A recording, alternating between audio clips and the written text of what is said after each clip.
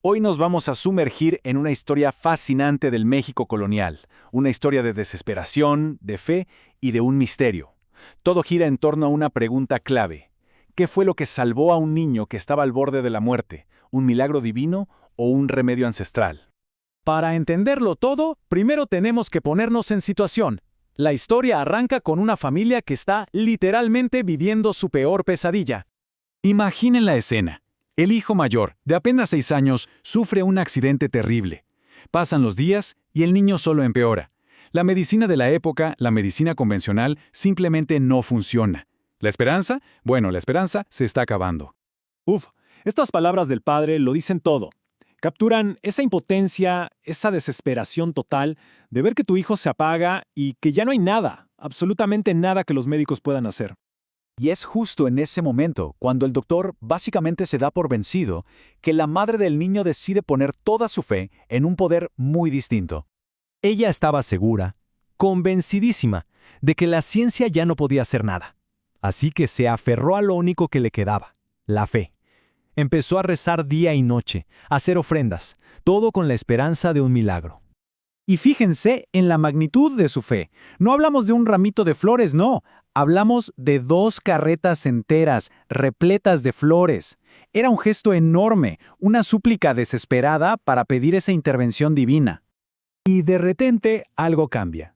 Después de 14 días de angustia, el niño empieza a reaccionar. Comienza a abrir los ojos. Para la familia la conclusión era obvia, ¿no? Era un milagro. Sus rezos habían sido escuchados. Pero, y aquí es donde la historia da un giro súper interesante.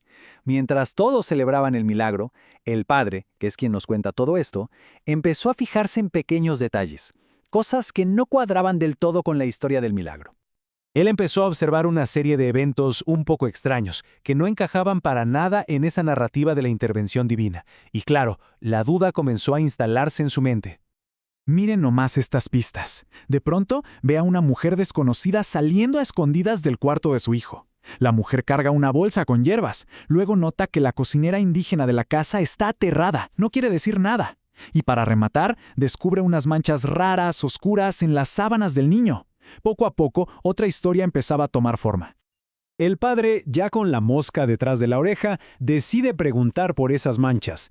Y la respuesta que recibe de un sirviente es una sola palabra, una palabra que lo va a cambiar todo. Chocolate. Esa única palabra es la llave que abre todo el misterio. De repente, una historia que parecía oculta sale a la luz. En ese instante, al padre le cayó el 20, como decimos. Se dio cuenta de que, mientras su esposa rezaba con toda su devoción en el santuario, la cocinera indígena y esa mujer misteriosa le habían estado dando a su hijo, en secreto, un remedio tradicional. Y aquí está el corazón del asunto, el choque de 2 mundos. Por un lado tenemos la explicación del milagro, la fe, las oraciones, la intervención divina. Y por el otro, la del remedio indígena, el conocimiento ancestral, las hierbas, el chocolate administrado en secreto. 2 teorías completamente distintas para explicar una misma recuperación. Lo más increíble es que 10 años después, 10 años, la división en la familia seguía ahí. La madre, firme en su fe, le daba todo el crédito a la Virgen. Pero el padre se aferraba a su propia convicción. Lo que salvó a su hijo fue el chocolate. Y para entender de verdad por qué el padre estaba tan seguro, tenemos que hablar de qué significaba esta sustancia. Porque esta historia es mucho más grande que la curación de un niño. Para los pueblos indígenas, el chocolatla no era una simple bebida. Para nada. Era algo sagrado, un regalo de los mismos dioses. Era medicina para el cuerpo y el espíritu. Era parte de sus ceremonias más importantes. Incluso se usaba como moneda. Era un pilar de su cultura.